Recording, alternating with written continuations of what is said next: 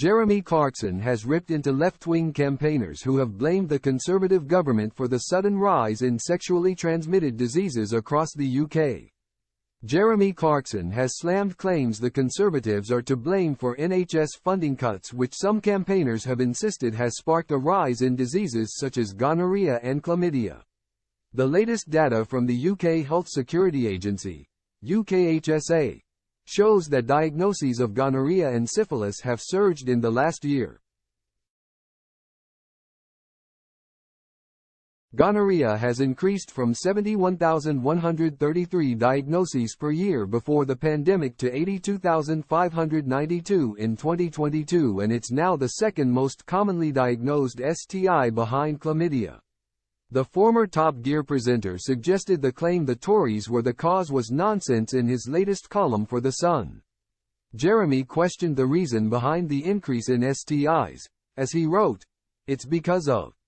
Drum roll. Yes, you've guessed it, the Tories. Really? Are they saying that we are all so aroused by Jacob Rees-Mogg and Liz Truss that we can't contain ourselves and are rushing into town to have unprotected and urgent sex with the newsagent?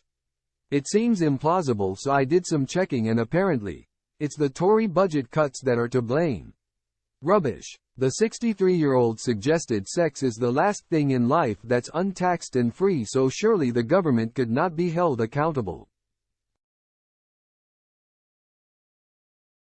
There has been a 50% rise in STI cases on the year before, and the biggest number and figures show the biggest jump happening in 2022.